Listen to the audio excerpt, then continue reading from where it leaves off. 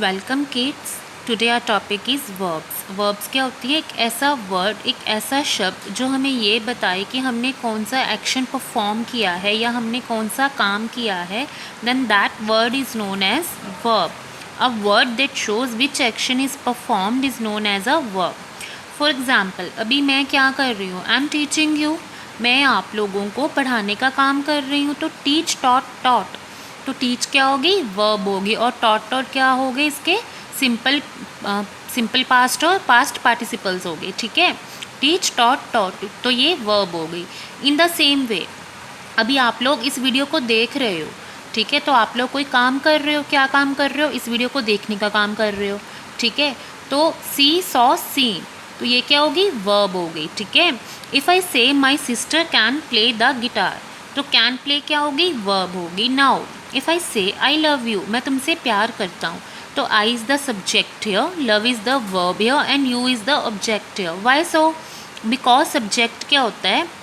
Person और thing doing something, मतलब जो काम हो रहा है वो काम कौन कर रहा है वो क्या होता है? सब्जेक्ट। और जो काम हो रहा है वो क्या होता है? वर्ब।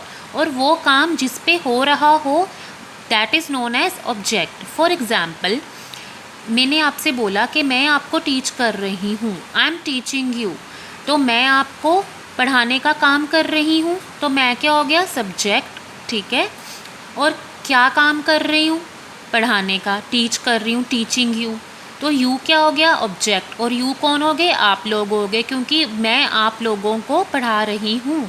ठीक है, तो सब्जेक्ट क्या होता है? पर्सन और थिंग डूइंग समथिंग, मतलब सब्जेक्ट वो चीज़ होती है जो कोई काम कर रहा हो। ठीक है, वर्ब क्या होती है? एक्शन परफॉर्म्ड ऑन समथिंग, वो एक्शन जो हमने किसी पे किया हो, जो काम हमने किसी पे किया हो। और ऑब्जेक्ट क्या होता है?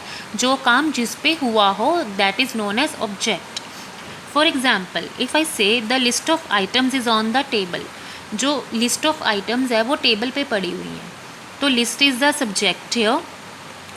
ठीक है, verb is, object is table. In the same way, our next topic is singular and plural. Keep one thing in mind बेटा, कि जो verbs होती हैं वो कभी भी सिंगुलर और प्लूरल नहीं होती। जो सब्जेक्ट होता है, दैट मीन्स जो नाउन और प्रनाउन होता है, वो सिंगुलर या प्लूरल होता है। और सब्जेक्ट के बेसिस पे हम verbs लगाते हैं कि इज़ आएगा या आर आएगा। ठीक है, और अगर हम पास्ट टेंस की बात करते हैं तो वाज आएगा या वर आएगा।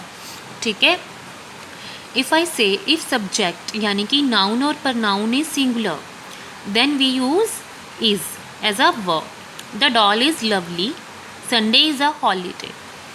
If subject that means noun और प्रनाउन इज प्लूरल, तो क्या आएगा? आर, क्योंकि हम कौन से टेंस की बात कर रहे हैं? प्रेजेंट टेंस की बात कर रहे हैं। The dolls are lovely, these grapes are sour. Helping verb क्या होगी? आर। अब डू डज कब आएगा? डू तब यूज़ होता है जब हम एक से ज़्यादा चीज़ की या एक से ज़्यादा पर्सन्स की बात कर रहे हो। ठीक है, और डज कब यूज़ होता है? जब हम सिंगल पर्सन की या सिंगल थिंग के बारे में बात कर रहे हो। For example, they do look nice together, the boys do their homework. और डज कब आएगा? यूज टू रेफर वन और सिंगल पर्सन और thing. It does look nice on you, the boy do his homework. Next क्या है अभी इसमें? Pronouns and verbs. जो कुछ वर्ब्स होती हैं वो प्रनाउंस के साथ चेंज हो जाती हैं। फॉर एग्जांपल, अगर हम पास्ट टेंस में हैं तो आई एम किस में चेंज हो जाएगा? आई वॉज में।